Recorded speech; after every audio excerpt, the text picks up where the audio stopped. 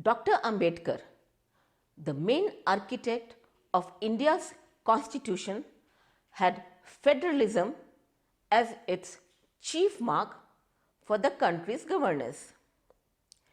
It combines the feature of a federal constitution with strong unitary features. This framework has served to hold the country together for more than 60 years, and it gained independence, showing significant progress in several areas, but with the center assuming a more dominating role.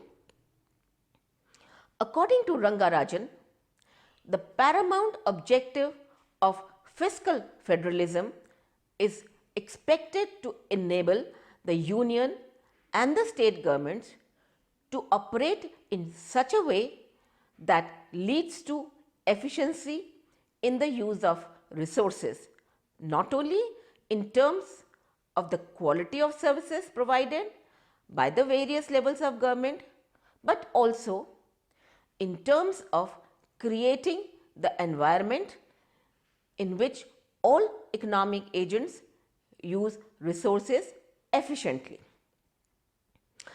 Fiscal relations in India had evolved over time through political, institutional and functional changes within the ambit of the provisions of the Indian Constitution. After independence, there was a single and same party rule at the center and in almost all states for many decades. India is moving towards a new era of coalition government at the center, predominance of regional parties at the state level, and states demanding their fiscal autonomy. Many challenges, therefore, lie ahead for fiscal federalism in the country to coordinate economic and political rationale. The traditional subjects of concern of fiscal federalism, such as the assignment of taxes and responsibilities, correction of vertical and horizontal imbalances, as well as the devolution of taxes and duties, continue to remain important in Indian fiscal federalism. In this module, the section 3 will explain the structure and evolution of fiscal federalism in India. The section 4 constitutionally demarcates the functions and responsibilities between the three levels of the government and prevalent center-state fiscal institutions. After studying this module, you shall be able to understand structure of fiscal federalism, know evolution of fiscal federalism in India, learn the division of functions between the center and the state, and know the prevalent center-state fiscal institutions.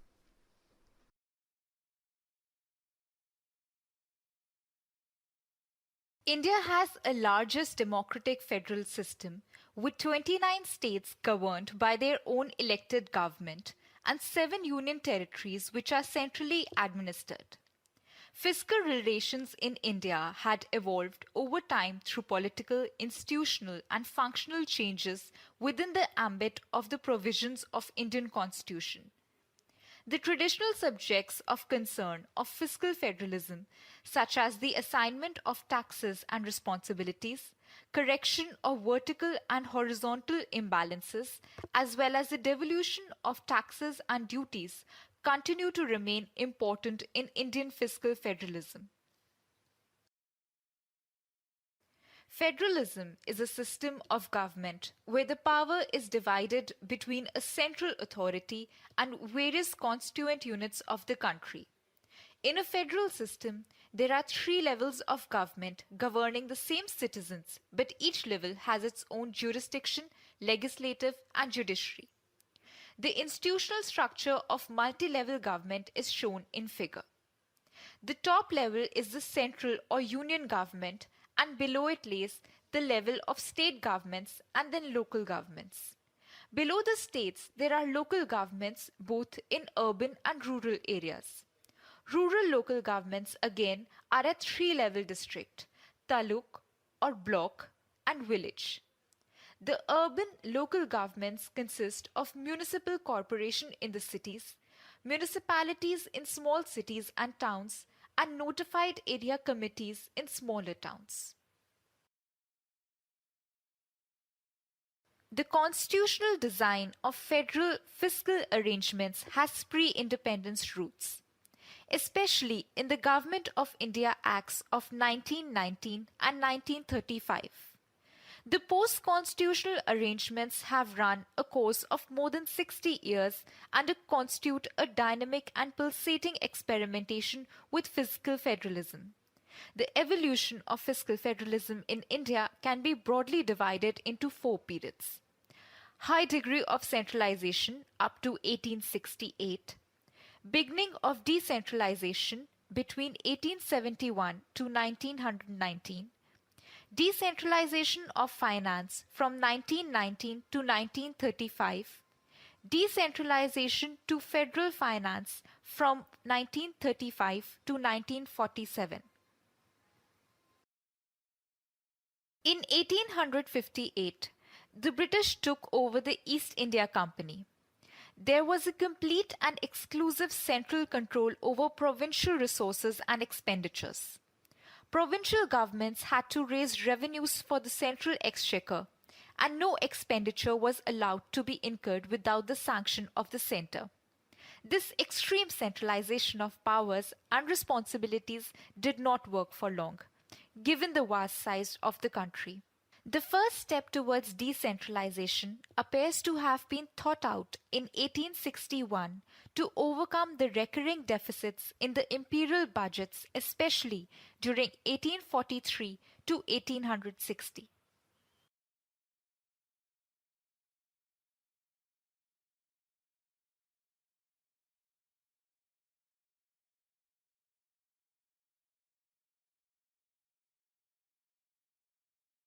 In 1871, Lord Mayo introduced a change in the financial system. The system was decentralized.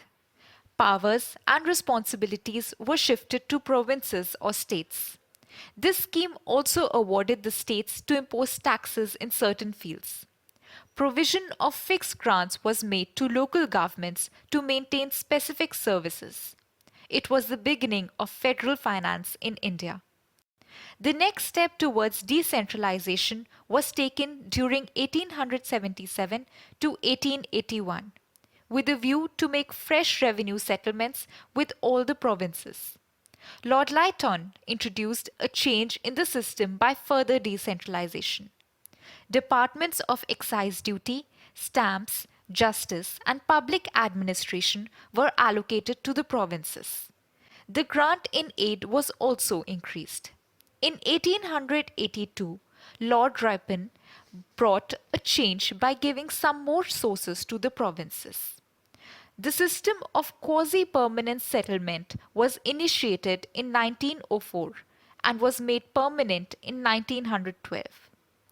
The course starting with Mayo's reforms in 1870, followed by Strachey's scheme in 1877, the Ripon Barring scheme of 1882, the quasi-permanent settlement of 1904, and Minto-Morley reforms of 1909 to 10 was merely transfers of power and functions mainly for administrative expediency.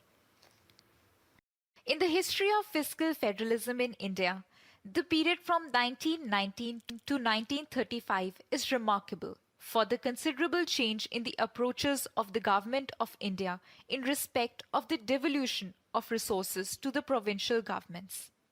The Montague-Chelmsford Report on Constitutional Reforms was submitted in 1918, which led to the passing of the Government of India Act 1919. The Montague-Chelmsford Reform of 1920 accepted the federal goal and marked the first major step towards provincial autonomy and federalism. The provincial and central budgets were completely separated. The background principle for this division had been that the subjects in the interests of the provinces should be predominantly provincial. To advise on the amounts of provisional contribution, the Financial Relations Committee was appointed under the chairmanship of Lord Meston. The Meston Committee suggested that the basis of provincial contribution should not be the estimated budgetary surplus of the provinces, but should be the increased spending power of the provinces. It recommended that the standard contribution should be computed on the basis of the relative taxable capacity of the provinces and other economic factors.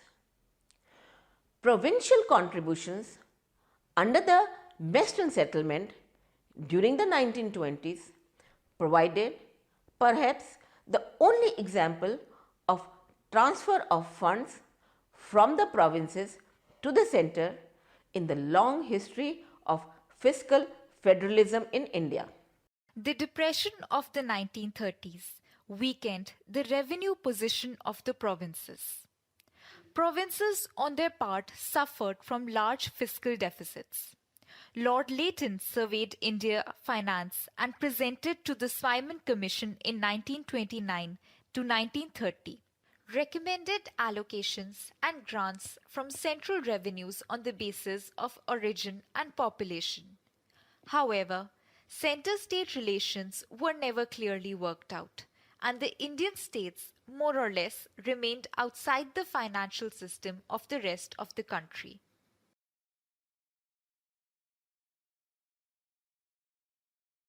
The Government of India Act of 1935 constituted the second important landmark in the fiscal history of India. This act introduced more changes on the lines of federal principles. It divided the revenue resources into the following four categories: taxes levied, collected and retained by the central government, taxes levied, collected and retained by the provincial governments including the agricultural income tax, taxes levied by the federal government but shared with the provinces or collected and retained by the provinces. Grant in aid. The period of the Second World War witnessed great strains on central finances. It tilted the balance of power in the favor of the centre as the rapidly rising railways contribution was excluded from the distributable surplus. The partition of India necessitated modification of the financial arrangements between the centre and the provinces. It envisaged not only the division of revenue sources between the federal and provincial governments, but also grants in aid for the needy states. This act contemplated a financially strong centre and not one which would be dependent on the contribution from the provinces. In this act, the functions of the central and provincial governments were classified into federal legislative list, provincial legislative list and concurrent legislative, that is jointly federal and provincial. The Government of India Act 1935 was a turning point in the Indian fiscal federalism, and it forms the main basis for financial federalism after independence. Since many questions were left open, Sir Otto Niemeyer inquiry was appointed. He suggested collection and population as the factors to be considered in the distribution of central revenues. The Constituent Assembly was constituted in 1946 for drafting the Constitution of India. After the independence, the Constituent Assembly commenced its work against the background of surpluses with the provinces and financial stringency at the centre. Their views were as follows. The allocation of sufficient financial power is a must for establishing a decentralized government system. The central government is the appropriate authority to levy a tax where the uniformity of rates is an important consideration. And the equation of financial relations between the centre and the states keeps on changing according to the needs of time. The Constitution of India came into force in 1950 with the objective of establishing a sovereign democratic republic, is federal in form, providing as it does for multi-level governance. C.D. Deshmukh was appointed to formulate principles for devolution of taxes, which came in operation in 1950. Therefore, there must be considerable built-in flexibility and dynamism in the institutional arrangements between the centre and the states. Regarding the Government of India Act 1935, which was studied in depth, the Constituent Assembly favoured its retention and resisted from having any violent departure from the status quo. The first Finance Commission was appointed in 1951 by the order of the President under Article 280 of the Constitution for recommending the principles governing the sharing of divisible taxes and grants and aid.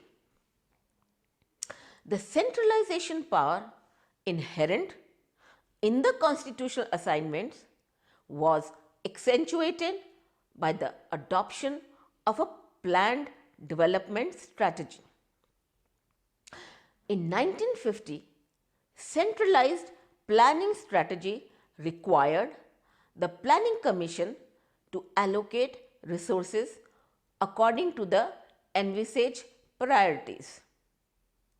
The most important centralization process was done when the major commercial banks were nationalized in 1969, and along with nationalization of financial institutions, the central government virtually acquired complete control over the financial system.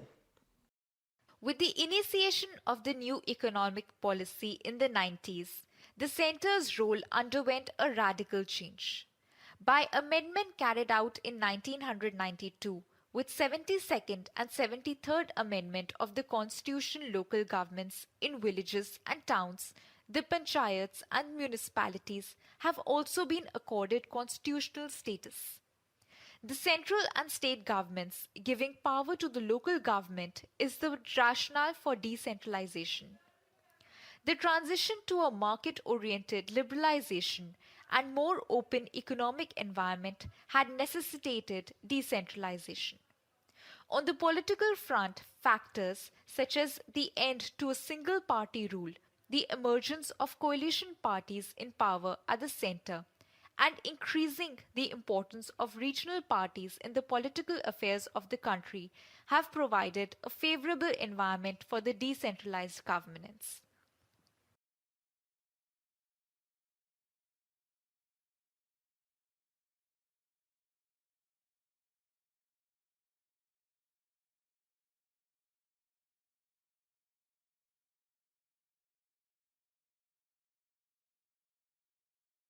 The functions and financial powers of the government were divided into central and state spheres, along with the concurrent areas. They are as follows. Union list. Exclusively under central government relates to the functions of national importance like defense, atomic energy, external affairs, communications, constitution, organization of the Supreme Court and the High Courts, elections, currency, finance and exchange, foreign and interstate trade and basic industries, etc. State list. Exclusively under the state government, which looks into the life and welfare of the people, such as public law and order, local administration, education and public health, fisheries, rural development including agriculture, etc. Concurrent list. Under the purview of both center and the state government.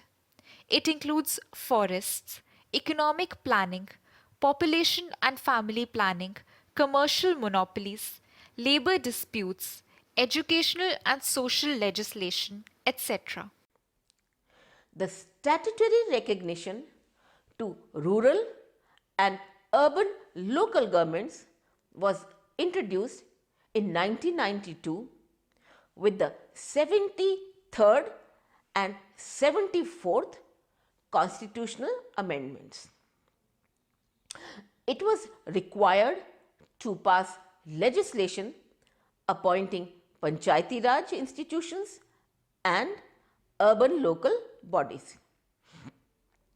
A separate list of 29 functions for rural local bodies and 18 items for urban local bodies were placed in the 11th and 12th schedules respectively for the rural and urban local governments to implement concurrently with the states.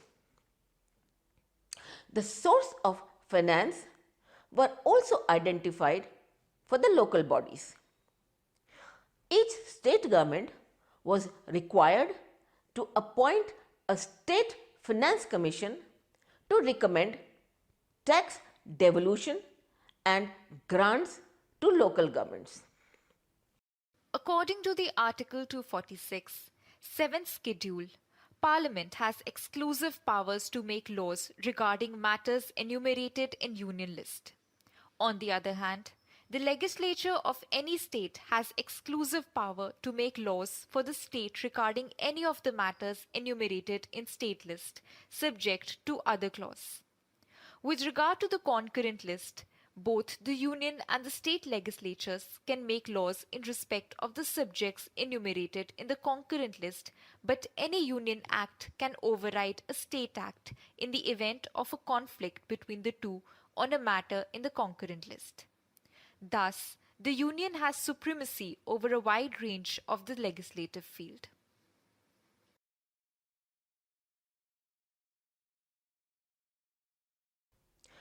Article 267 to 281 of Part 12 of the Indian Constitution deal with the center-state fiscal or financial relations and constitute the heart of the debate on fiscal federalism in India.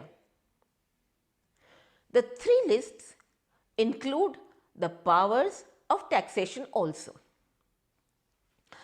The union list includes, among others, taxes on income other than agriculture income, excise duties, except on alcoholic liquors and narcotics not contained in medical or toilet preparations, custom duties, corporation tax estate and succession duties other than on agriculture land, taxes on the capital value of an asset, rates on stamp duties on transactions in stock exchanges and future markets, taxes on sale and purchase of newspaper and on advertisement, taxes on railway freights and fares, terminal taxes on goods or passengers carried by railways, sea or air, and taxes on the sale or purchase of goods in the course of interstate trade.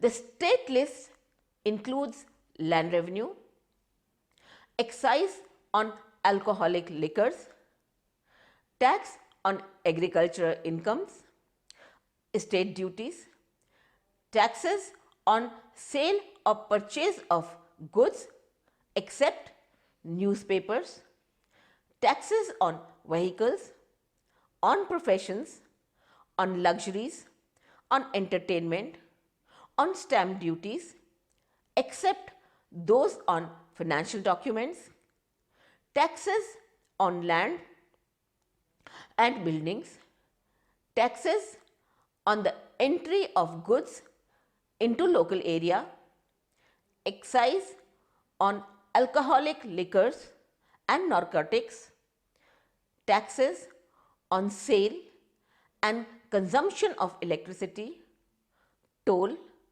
capitation taxes, taxes on advertisements other than those contained in newspaper taxes, on mineral rights subject to any limitations imposed by the Parliament, by law, etc. The concurrent list does not include any important taxes. The centre enjoys all the residuary powers of taxation even when they are not listed in any of the three lists. There is no overlapping of the taxation powers of the centre and the states, though there may be some overlapping of state and local taxation, but with an overlapping of geographical areas.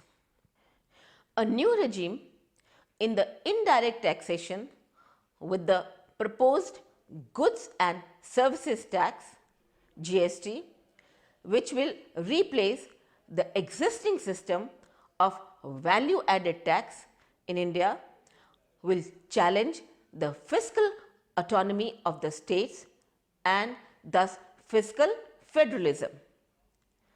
The GST defined by the 13th Finance Commission includes four broad characteristics. They are as follows: subsumation of all indirect taxes, cesses, surcharges levied by the centre and the states into the GST. A common threshold criteria for the centre and the states with a minimal list of exemptions. No distinction being made between goods and services which would be subject to a single rate. To maintain revenue neutrality, a special provision to allow for petroleum products to be subject to an additional levy apart from GST. Federalism in India is characterized by constitutional demarcation of revenue and expenditure powers among the three levels of government. Over the last 6 decades, an overarching institutional framework had emerged to deal with center-state financial relations in India. The Planning Commission, a body set up through an executive order of the centre dated 15th March 1950, to make an assessment of the material, capital and human resources of the country and to formulate a plan for effective and balanced utilization of the country's resources. National Development Council, set up in August 1952 to strengthen and mobilize the effort and resources of the nation in support of the 5-year plans. to look after the needs of the disadvantaged states and to provide them adequate resources on equitable and administratively feasible arrangements, the Constitution provided for the appointment of a Finance Commission as per Article 280 of the Constitution of India.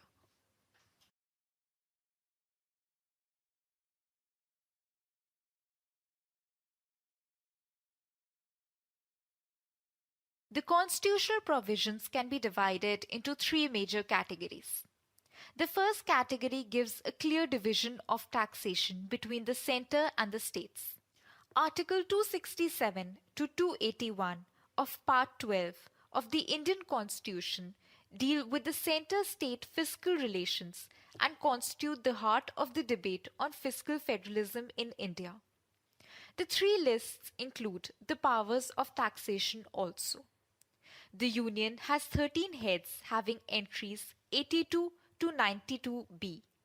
Includes, among others, taxes on income other than agricultural income, excise duties, customs and corporation tax.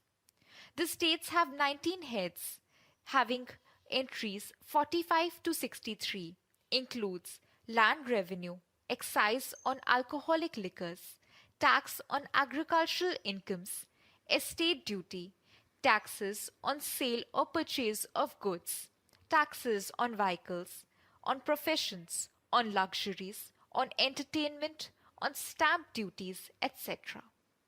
The concurrent list does not include any important tax as the residual powers of taxation vest in the Union. The second category deals with the distribution of revenues and sharing of resources between the Union and the states. Historically, the tax devolution was done in the manner described below.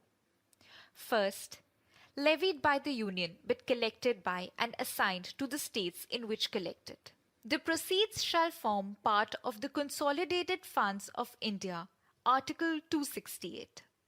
Such as stamp duties and duties of excise on medicinal and toilet preparations, as are mentioned in the Union list, would be levied by the Government of India but collected, firstly, in the case where such duties are leviable within any Union territory by the centre, and in other cases by the states within which such duties are respectively leviable.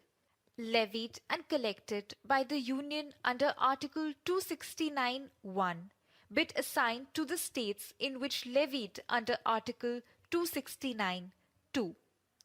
The centre chose to levy only three taxes: tax on railway passenger fares, estate duties, and taxes on interstate sale, purchase of goods and their consignments under this article.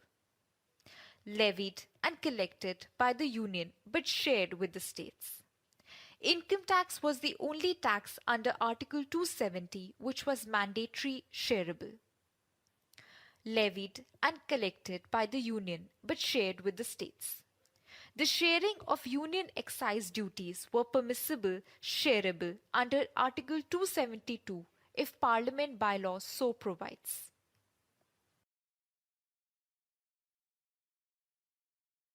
The third category empowers the Union government through Parliament to provide each year grants in aid of the revenue to the states in need of assistance.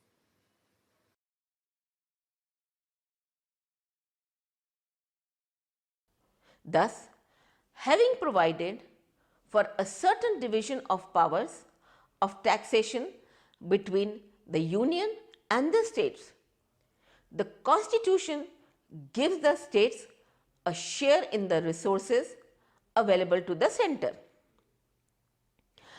Any amendment of the lists from the Union and the states derive their power of taxation is covered by the provision to Article 368. On the other hand, if any provision of the Part 12 are to be amended, this can be done under Article 368(2), which requires the approval of only half of the members of each house of the parliament. This means that the share of the union resources that the states are entitled to can be altered by parliament by its power of amendment. Below the states, there are over 250,000 local governments. Each of the state governments has developed powers to levy certain taxes and fees to village panchayats and urban local bodies. The states have also instituted a system of sharing of states' revenue and giving grants to urban and rural local bodies. In addition, a number of central sector and centrally sponsored schemes are implemented by the local governments, and the funds earmarked for the purpose are passed on to them from the state governments for implementation. It is the combination of all three agencies, namely the Finance Commission, Planning Commission and various ministries of Government of India, that has taken over several years, qualitatively significant and quantitatively demanding decisions, resulting in an increasing level of transfer of resources from the center to the states. Let us now summarize what we have learnt in this module. The Constitution of India has ushered a union of states, giving the nation a federal character even while several features appear to be those of a unitary state. Fiscal federalism entails the division of responsibilities in respect of taxation and expenditure among the different levels of government. The constitutional design of federal fiscal arrangements has pre-independence roots, especially in the Government of India Acts of 1919 and 1935.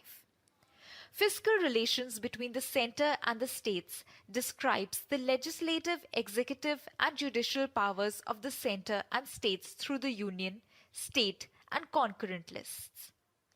The transition to a market-oriented liberalization and more open economic environment had necessitated decentralization. On the political front, the emergence of coalition governments and the centre and increasing importance of regional parties in the political affairs of this country have provided a favourable environment for decentralized governance.